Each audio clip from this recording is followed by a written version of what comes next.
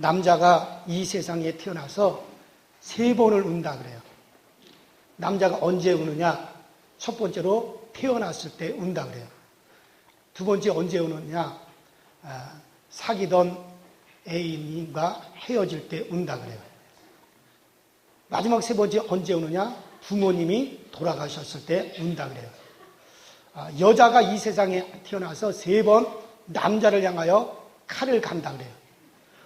언제 칼을 가느냐? 첫 번째로 사귀던 남자친구가 바람 피웠을 때, 두 번째로 남편이 바람 피웠을 때 칼을 간다 그래요. 마지막 3번째로 사이놈이 바람 피웠을 때 칼을 간다 그래요. 하나님께서 3번 이 세상에 임하셨습니다. 하나님이 3번 이 세상에 임하시는데, 첫 번째로 인간과 동행하기 위해서 임하시고, 두 번째 우리 인간들과 함께 하시기 위해서 임하셨고, 세 번째 우리와 영원히 함께 살기 위해서 임하실 것입니다. 그래서 하나님은 3번 임하십니다. 예수 그리스도의 오심을 가리켜서 임마누엘이라 합니다. 임마누엘이라는 뜻은 따라합시다. 하나님이 우리와 함께 계시다. 그래서 예수 그리스도의 이 땅에 오심을 가리켜 임마누엘이라, 하나님이 우리와 함께 계십니다 라고 말씀하십니다. 자, 그런데 요한복음 13장에 보니까 그 예수 그리스도께서 이 땅에 오시는 것은 사람의 혈통을 따라서 온 것이 아니라 하나님의 뜻을 따라 오셨다. 하나님의 뜻을 따라 오셨다라고 말씀하십니다. 그러면 그 하나님의 뜻이 어떻게 나타났느냐? 저 창세기 3장에 보면 인간들이 하나님 없이 우리 스스로 살겠다 하고, 그리고 마귀와 함께 짝해서 하나님을 거역하고, 그리고 이제 하나님을 떠났어요. 그래서 마귀와 함께 인간이 멸망하게 되었습니다. 그때 하나님께서 인간들을 향해서 한 가지 약속을 하십니다. 어떤 약속을 하냐? 언젠가 때가 되면 여자의 후손이 이 땅에 오게 될 것인데, 그 여자의 후손이 오게 되면 뱀의 머리를 밟을 것이고, 뱀은 여자의 후손의 발꿈치를 상하게 할 것이다. 이 말을 그대로 직역하면 언젠가 때가 되면 여자의 후손이 이 세상에 올 거다.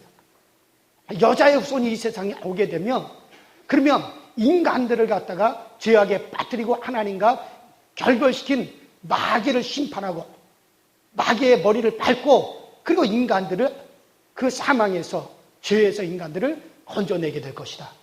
이것이 바로 인간들을 향해서 하나님께서 말씀하신 말씀이고 약속이고 하나님의 뜻이었습니다. 그런데 여러분들, 여자의 후손이 어디 있습니까? 모든 사람은 다 남자와 여자가 합동해서 만들어내는 거지, 여자의 후손이 있을 수가 없습니다. 여자 혼자서 어떻게 자손을 낳습니까? 자, 그런데 하나님께서 그 뜻을 갖다가 하나님이 성취하기 위해서 하나님은 아브라함을 부르셨습니다. 저 창세기 18장 10절에 보면 하나님께서 어느 날 아브라함에게 나타나셔서 이렇게 말씀하십니다. 기한이 이를 때 정녕 내가 네게로 오리니 그때 네 아내 사라에게 아들이 있을 것이다.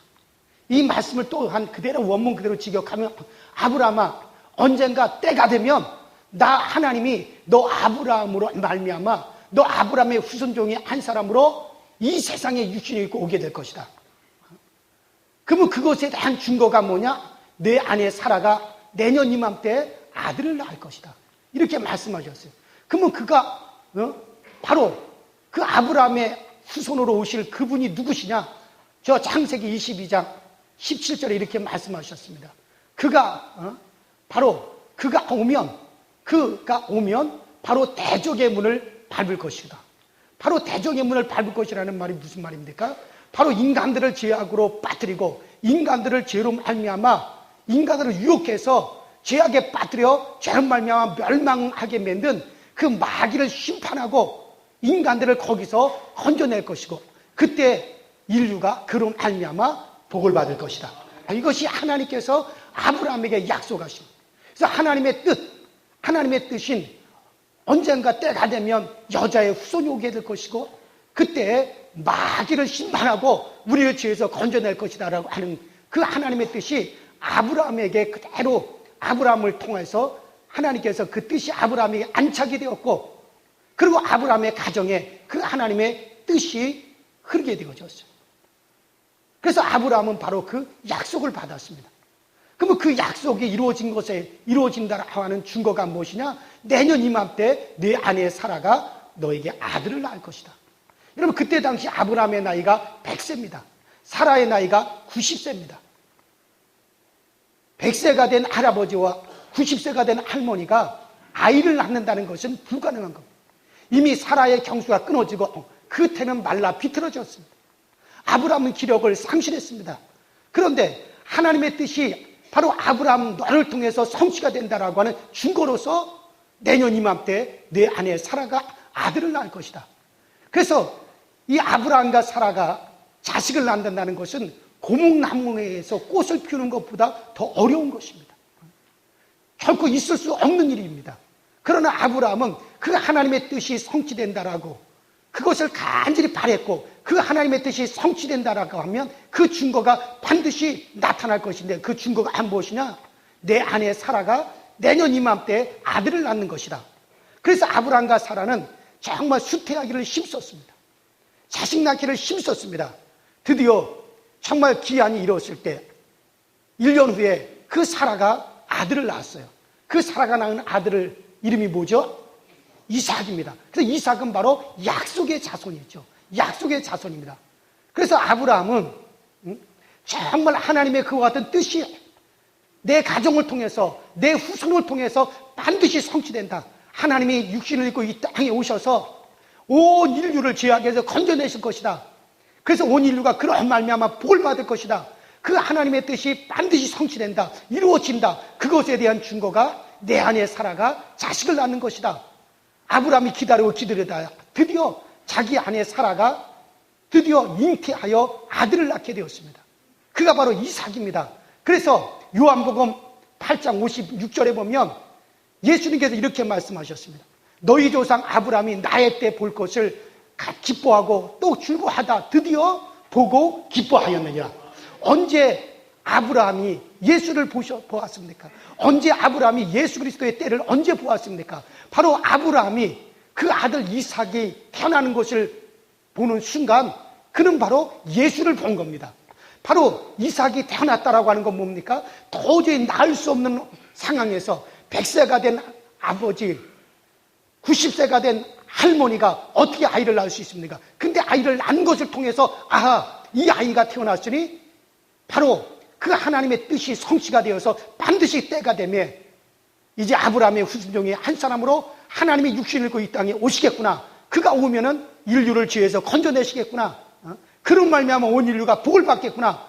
바로 이삭이 태어나는 것을 통해서 이 아브라함 바로 그리스도의 때를 보고 기뻐했다고 예수님께서 그렇게 요한복음 8장 56절에 그렇게 말씀하셨습니다. 그래요. 그 후로부터 이 하나님의 뜻은 아브라함의 자손들을 통해서 흐르기 시작을 했습니다. 그 하나님의 아들이 바로 그 여자의 후손으로 오시는 바로 그 하나님의 아들이 그러면 어디에서 태어날 것이냐? 바로 가나안 땅에서 태어날 것을 말씀하셨어요. 그래서 아브라함으로 하여금 이 가나안 땅을 떠나지 말라고 말씀하셨고 그 땅을 너와 내 자손들에게 주리라고 하나님 말씀하셨어요. 그래서 그 가나안 땅을 지켜야 될 의무가 주어졌고 그리고 그러면 그 바로 그 약속의 자손이 오게 되면 어디서 어느 장소에서 인류를 구원하는 일을 할 것이고 어느 장소에서 마귀를 심판하는 일을 할 것이냐? 바로 그것은 바로 이 산에서 예비되어지리라. 창세기 22장에 보면 바로 이 산에서 이곳에서 그것이 예비되어지리라. 말씀하신 바로 그것이 바로 어디입니까? 바로 모리아산이죠. 그 모리아산이 바로 지금의 에루살렘입니다. 그래서 바로 그 에루살렘에서 그 일이 예비될 것이다. 바로 하나님의 아들이 육신을 입고 이 세상에 오셔서 바로 그 에루살렘에서 온 인류를 위해서 피 흘려 죽으시고 그곳에서 온 인류를 구원하는 일을 바로 그곳에서 할 것이다. 그래서 그 에루살렘이라고 하는 말은 바로 이레 샬롬이죠. 이레라고 하는 말은 예비되었다는 말이고 샬롬이라고 하는 말은 평화라는 얘기입니다. 하나님이 예비하시고 하나님이 준비하신 평화라고 하는 뜻이 바로 에루살렘이라고 하는 바로 그 단어죠. 그래서 여러분들 그곳에서 예비되리라 한 대로 바로 그 예루살렘을 그들은 그곳에 하나님의 거룩한 성전을 짓고 그곳에서 바로 그 하나님의 뜻이 성취되어서 약속의 자손이 오기로 정말 이스라엘 백성들은 그곳에서 간절히 기다리고 또 기다리는 겁니다. 그래서 이스라엘 백성들은 바로 그 하나님의 뜻과 동행하는 사람들을 바로 그 하나님의 뜻과 동행하는 것입니다. 그래서 하나님께서 바로 그곳에 오실 것이다. 하나님이 육신을 입고 이 땅에 오시면 온 인류가 복을 받을 것이고 또 우리가 죄사함 받을 것이고 하나님과 결별되는 우리가 다시 하나님과 화목하게 될 것이다. 그러면서 그곳에서 기다리는 겁니다. 그래서 이스라엘 백성들 아브라함의 자손들은 그 예루살렘을 떠나지 말아야 된다는 거예요. 반드시 그곳에서 지키고 있다가 정말 그가 오시면 그를 받아가지고 온 인류에게 온 세상에 그를 전파하는 것이 바로 아브라함의 자손들에게 주어진 사명인 겁니다. 그래서 그들은 정말 이방 땅에 포로로 잡혀갔다 할지라도 다시 예루살렘으로 돌아오는 거예요. 애굽에 가서 400년 동안 노예 생활을 한다 할지라도 반드시 그들은 다시 예루살렘으로 돌아오고 그들이 바벨론으로 포로로 잡혀갔을지라도 반드시 다시 예루살렘으로 돌아오고 그들이 저 아수르의 포로로 잡혀갔을지라도 다시 예루살렘으로 돌아가고 또 로마에 의해서 잡혀갔을지라도 다시 예루살렘으로 돌아오는 거, 이것을 가리켜 그들은 뭐라고 합니까? 시온이즘이라고 그랬죠. 시온이즘이라는 말을 여러분들이 많이 들어보셨을 겁니다. 바로 그들은 이 땅, 그 예루살렘은 바로 하나님의 약속이 있는 장소다. 하나님의 뜻이 있는 장소다. 바로 그곳에 바로 메시아가, 그곳에 바로 하나님의 아들이 오실 것이다. 그때 온 인류가 복을 받는다. 그때 온 인류가 죄사함을 받는다. 그때 온 인류와 하나님과 다시 화해하게 될 것이다. 그 약속이 있는 그 예루살렘으로 그들은 반드시 다시 돌아가고 또 다시 돌아가고 또 다시 돌아가서 그 땅을 지키는 겁니다. 그래서 이 구약시대 때 아브라함의 자손들은 바로 하나님의 이와 같은 뜻과 동행하는 사람들이었어요. 그래서 구약시대 때 동행이라고 하는 것은 바로 이와 같은 하나님의 뜻과 동행한다는 겁니다. 그래서 그 약속과 동행한다는 겁니다. 그래서 아브라함의 자손들은 그와 같은 하나님의 뜻과 동행하기를 멈추지 않았고 그들은 그 땅을 떠나지 않았고 그리고 그 땅을 그들은 든든하게 지켰고 그곳에 하나님의 성전을 짓고 그리고 그 약속의 자손이 오기로 그들은 간절히 기다린 겁니다. 이것을 가리켜서 따라합시다. 하나님의 뜻과 동행하였다.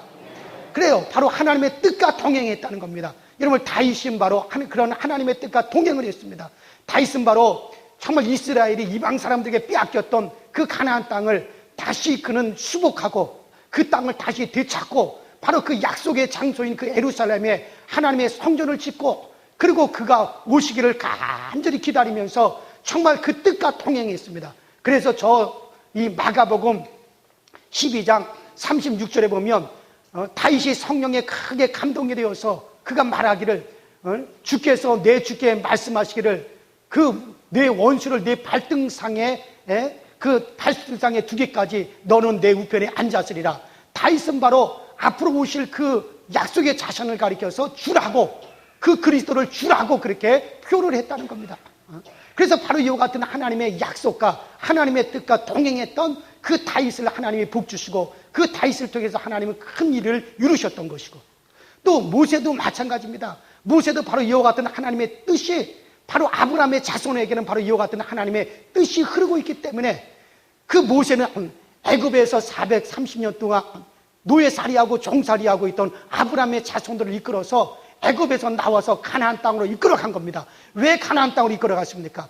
바로 그 가나안 땅은 바로 그와 같은 하나님의 약속이 있는 곳이고 그 가나안 땅은 바로 하나님의 그 약속이 흐르는 곳이기 때문에 그 하나님의 약속이 흐르는 그 가나안 땅으로 젖과 꿀이 흐르는 그 가나안 땅으로 이스라엘 백성들이 이끌어 갔던 겁니다. 그래서 히브리서 3장 5절에 바로 그 모세는 앞으로 먼 장래에 나타날 그 미래에 나타날 것을 증거하기 위하여서 하나님의 집에 충성한 자라고 말씀했습니다.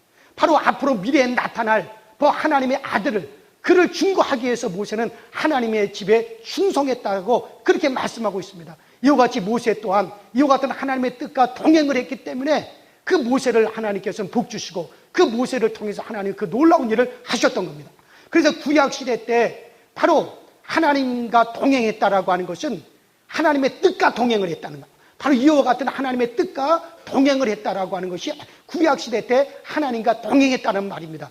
그러나 많은 사람들이 하나님과 동행하지 못했습니다.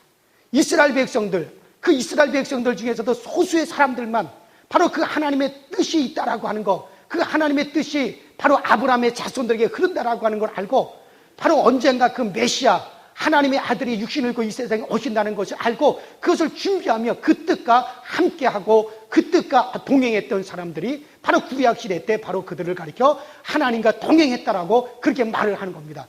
자, 이와 같이 정말 하나님과 구약시대 때 이렇게 해서 하나님의 뜻과 동행을 했는데, 그런 하나님의 뜻과 동행하다 드디어 그 하나님의 뜻이, 그 바로 하나님의 뜻이 드디어 아브라함의 자손 중에 그 요셉의 가정을 통해서 그 하나님의 뜻이 성취가 되어집니다. 바로 아브라함의 자손 중에 정말 그 하나님의 그와 같은 뜻과 동행했던 신실한 마리아를 통해서, 그 아브라함의 자손 중에 마리아라고 하는 여인을 통해서 하나님의 뜻이 드디어 성취가 되어집니다. 그 마리아는 바로 성령으로 말미암아 잉태를 했습니다.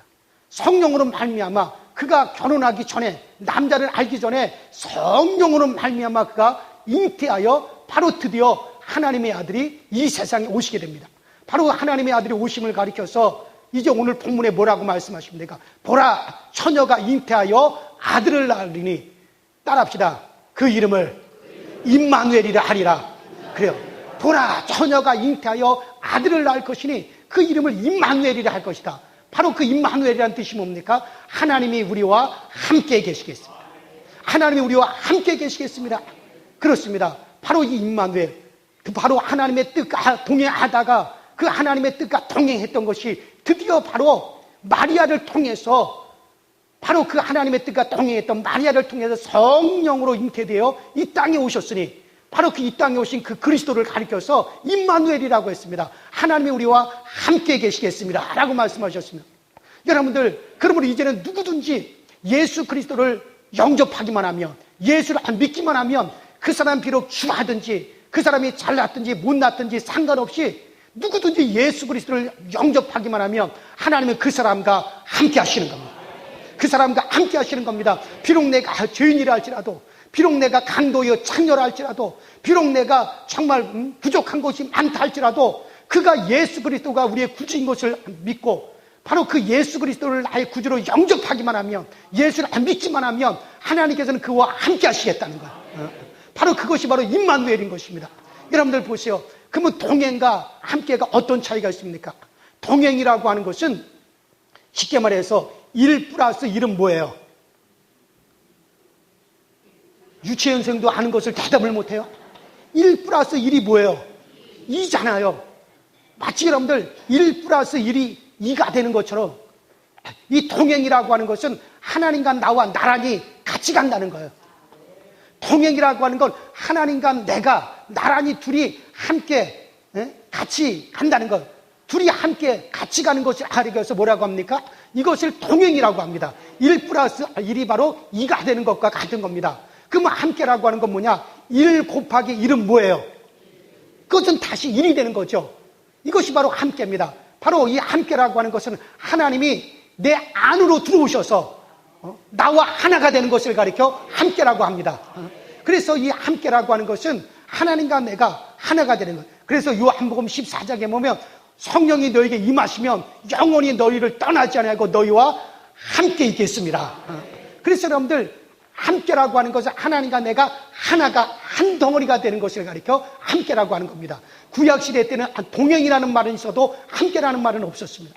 그래서 구약시대 때는 하나님이 사람과 동행을 했습니다. 누구와 동행했습니까? 바로 하나님의 뜻과, 그 하나님의 뜻과 함께하는 자들과 동행했습니다. 바로 하나님의 뜻과 동행했습니다. 그러나 많은 사람들이 동행하지 못했습니다. 불과 몇 사람들만 하나님의 그와 같은 뜻이 아브라함의 가정에 흐른다는 것을 알고, 아브라함의 가문에 흐른다는 것을 알고 그 뜻과 함께했던 사람, 그 뜻과 동행했던 사람들과 하나님은 동행하신 것입니다. 그러나 이제는 누구든지 예수 그리스도를 믿기만 하면, 예수를 영접하기만 하면, 예수가 나의 구주라고 고백하기만 하면 하나님은 그와 함께 하시겠다는 거예요. 그와 영원히 함께 하시겠다는 거예요. 그래서 여러분들, 비록 내가 죄인이라 할지라도, 비록 내가 정말 허물이 많다 할지라도, 비록 내가 자격이 없다 할지라도, 비록 내가 정말 부족한 것이 많은 그와 같은 사람이라 할지라도 그것을 하나님 보지 아니하시고, 그 사람이 잘났든지 못났든지, 많이 배웠든지 많이 배우지 못했든지, 잘 살든지 못 살든지, 그런 거 가리지 아니하시고 정말 죄가 있든지 없든지 그런 거 가리지 아니하시고 누구든지 예수 그리스도를 영접하기만 하면 하나님은 그와 함께 하시겠습니다. 이것이 바로 임마누엘인 것입니다. 그래서 오늘날 정말 예수 그리스도는 임마누엘, 그가 오심을 가리켜서 뭐라고 했습니까? 임마누엘, 하나님이 우리와 함께 계십니다 라고 말씀하신 것입니다. 자, 그렇다면 이 임마누엘이 이 땅에 성취되었던 것, 이 임마누엘이 이 땅에 임하였던 그 순간이 어떤 일이 벌어졌습니까? 오늘 우리 본문 이어서 마태복음 2장에 나오죠. 바로 하나님의 아들이 이 땅에 오셨습니다. 드디어 이 세상에 임마누엘이 있습니다. 누구든지 예수를 영접하기만 하면 하나님이 그와 함께 하시는 이 임마누엘을 어떻게 영접을 했습니까? 바로 동방박사들은 바로 하나님의 아들이 이 땅에 오셨다, 하나님이 우리와 함께 하기 위해서 임마누엘 하셨다라고 하는 그 소문을 듣자 그 임마누엘을 영접하기 위해서 동방박사들이 바로 말구유에 나신 예수님께 찾아와서 황금과 유향과 몰약을 그 앞에 내려놓고 그리고 그들은 임마누엘을 영접을 했습니다. 이런 황금이라고 하는 것이 뭡니까? 황금은 그때 당시 사람들은 황금만 가지면은 어떤 권력이든지 샀습니다. 바리새인들은 황금을 가지고 권력을 산 사람들이었습니다. 황금은 바로 권력을 상징합니다. 황금은 부유를 상징합니다. 그 다음에 여러분들 유향이라고 하는 것은 여러분들 문화생활의 극치를 말하는 겁니다. 유향이라고 하는 것은 여러분 정말 사람들의 문화생활, 그 다음에 향락, 쾌락의 극치를 말하는 것이 유향입니다. 그때 사람들은 유향의 향기를 맡으면서 문화생활을 즐겼습니다. 그때 당시 사람들은 유향의 그 향기를 맡으면서 쾌락을 즐겼습니다. 그래서 유향이라고 하는 것은 문화생활, 쾌락의 극치를 가리키는 것이 유향입니다. 유향의 많고 적음에 따라 부유를 상징했고 또 여인들이 시집가기 위해서는 반드시 유향을 준비해야만이 됐습니다. 그래서 유향이라고 하는 것, 문화생활의 극치, 인간의 삶 속의 쾌락의 극치를 바로 표현하는 것을 그때 당시 유향으로 썼습니다. 몰약이라고 하는 것은 보약 중에 보약입니다. 죽어가는 사람에게 몰약을 넣어주면 죽어가는 사람도 그 생명을 연장시킬 수 있다라고 하는 것이 몰약입니다. 그래서 가장 사람의 육체를 위해서 가장 필요로 하고 육체를 유의할 수 있는 가장 보약 중에 보약이 바로 몰약이었던 것입니다. 그런데 여러분들 동방박사들은 바로 하나님이 우리와 함께하기 위해서 오신 바로 그 임마누엘을 움켜쥐기 위해서 그 임마누엘을 그들은 환영하기 위해서 그들은 황금과 유향과 몰약을 주님 앞에 내려놨습니다. 주님 앞에 그것을 내려놓고 그들은 임마누엘을 그들은 움켜쥐었습니다. 여러분 이 말은 무슨 말입니까? 그 임마누엘의 그 영광을 얻기 위해서라면 황금, 이 세상 권력이라도 포기하겠다. 내가 임마누엘 하나님이 나와 영원히 함께 하시는 그 영광을 얻기 위해서는 이 세상 향락, 바로 이 세상의 문화의 극치, 이 세상의 향락의 극치인 이 유향이라도 그 앞에서 우리가 다 포기하겠다. 임마누엘의 영광을 얻기 위해서라면 정말 인간의 이 육체의 가장 보약 중에 보약이요, 이 육체를 유의할 수 있는 최고의 육체의 생명을 연장하는 그런 몰약이라도 내가 포기하고라도 임마누엘을 나는 환영하겠다. 이것이 바로 동방박사들의 고백인 것입니다. 바로 이 동방박사들은 임마누엘의 그 영광이 너무나 크기 때문에 하나님의 영원히 우리와 함께 하시는 것, 그 값어치가 너무나도 크기 때문에 그 앞에서 황금이라도 내려놓고 그 앞에서 유향이라도 내려놓고 그 앞에서 몰약이라도 다 내려놓고 임마누엘을 선택하겠다는 고백인 것입니다. 저는 오늘날 정말 우리 젊은 청년들한테 그런 말을 하고 싶습니다. 정말 청년 때 분명하게 선택을 해야 됩니다. 정말 내는 무엇을 선택할 것인가? 임마누엘 영광을 선택할 것인가? 아니면 세상에 정말 세상의 그 모든 좋은 것을 표현하는 황금과 유향과 몰약을 선택할 것인가? 정말 나는 그 임마누엘의 영광을 얻기 위해서 나는 세상의 권력과 세상의 권세, 그 황금이라도 나는 포기할 자신이 있는가? 나는 임마누엘의 영광을 내가 얻기 위해서 하나님의 영원히 나와 함께 하시는 그 영광을 얻기 위해서 이 세상의 쾌락을 포기하고 이 세상의 문화를 포기하고 이 세상의 향락을 내가 다 포기하는 한이 있다 할지라도 정말 나는 임마누엘의 영광을 더 선택할 것인가? 정말 나는 이 세상에 내 육체를 위해서 최고의 영화를 제공할 수 있는 내 생명을 연장시킬 수 있는 최고의 것인 그와 같은 몰약과 같은 것을 이 육체의 그가 몰약에 길들여지는 있는 그 모든 것을 다 포기하는 한이 있다 할지라도 정말 나는 임마누엘의 영광을 내가 그것을 내가 선택할 것인가? 정말 우리는 그것을 분명하게 선택을 해야만이 되는 겁니다. 바로 이 동방박사들은 바로 임마누엘을 움켜쥐기 위해서, 하나님이 영원히 나와 함께 하신다라고 하는 걸 움켜쥐기 위해서 그는 황금이라도 그 앞에 내려놨습니다.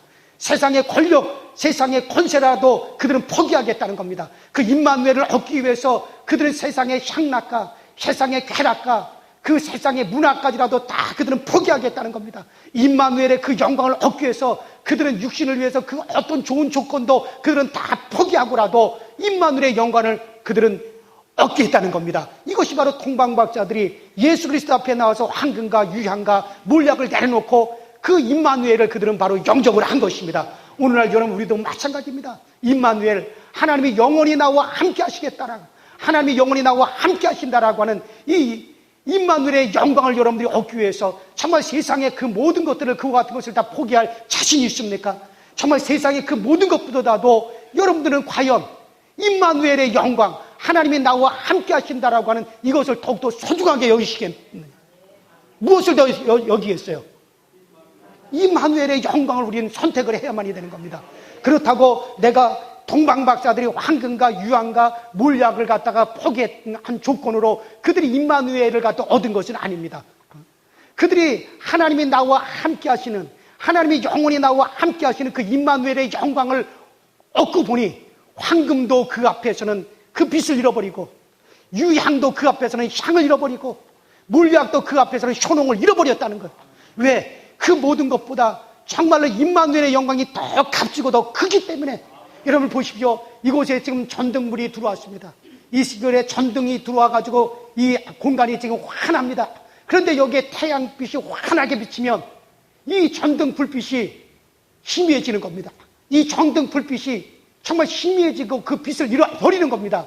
바로 임마누엘, 하나님이 우리와 영원히 함께 하신다라고 하는 그 영광이 너무나 크고 그것이 너무나 귀중하기 때문에, 그렇기 때문에 세상에 여러분들 권력도 황금도 우리 앞에서는 그 빛을 상실하는 것이고, 여러분들 그 임마누엘의 영광이 너무나 우리한테 값지고 귀하기 때문에 여러분 이 세상의 향락과 이 세상의 쾌락의 극진 유향도 그 빛을 우리 앞에 다 상실하고 마는 것이고, 우리 육체의 생명을 연장할 수 있을 만큼의 우리 육체를 위해서 최고의 조건이 몰약도 그 앞에서 효능이 다 상실된다는 거예요. 뭐가 더 크기 때문에?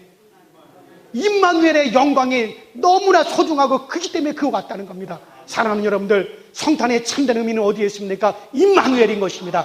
하나님이 영원히 사랑과 함께하기 위해서, 하나님이 영원히 우리와 함께하는 임마누엘이 이 성탄의 가장 참된 의미가 바로 거기에 있는 것입니다. 여러분 보십시오. 구약시대 때 정말 하나님의 뜻과 동행만 하더라도 하나님께서 그들에게 복을 주시고 하나님이 그들에게 능력을 주시고 하나님이 그들을 사용하셨다 할 것 같으면, 오늘날 바로 하나님이 영원히 우리와 함께 하시는 그 임마누엘을 움켜쥐는 우리들에게 하나님이 어떠한 복을 아끼지 않겠습니까? 어떠한 은혜를 우리에게 아끼지 아니하겠습니까? 하나님 우리와 함께 하신 우리에게 하나님이 그 모든 능력으로 함께 하실 것입니다. 사랑하는 여러분들, 이 성탄의 참 의미는 어디에 있습니까? 성탄의 참 의미는 바로 임마누엘에 있는 것입니다. 하나님께서 영원히 우리와 함께하기 위해서 낮고 낮은 이 세상에 육신을 입고 이 세상에 오셨습니다. 이제 누구든지 그 예수 그리스도, 하나님의 뜻이 성취가 된 바로 그 예수 그리스도를 영접하는 자들마다 하나님이 그와 영원히 함께하여 주시는 것입니다. 사랑하는 여러분들, 우리는 이 성탄절에 임마누엘 하기 위하여 오신 참 의미를 되새겨 보아야 합니다. 그리고 우리의 주변을 돌아봐야 됩니다. 만일 우리가 황금의 빛에 빠져 있다면 그것을 주님 앞에 내려놓고, 유향의 향기 앞에 정신을 잃고 있다면 빨리 정신을 차리고 유향의 향기를 내게서 제거해야 됩니다. 혹시 몰약에 우리의 몸이, 우리의 육체가 길들여져 있다면 즉시 그것을 내려놓고 주님 앞으로 돌아와야 됩니다. 사랑하는 여러분들, 진정한 성탄은 우리 심령의 구유에 주님께서 임마누엘 하시는 데 있습니다. 그러므로 성탄의 이 거룩한 절기에 이 임마누엘의 이 영광을 여러분과 여러분들 가정과 또 여러분들 자손들이 움켜 잡으시기를 주의 이름으로 축원합니다.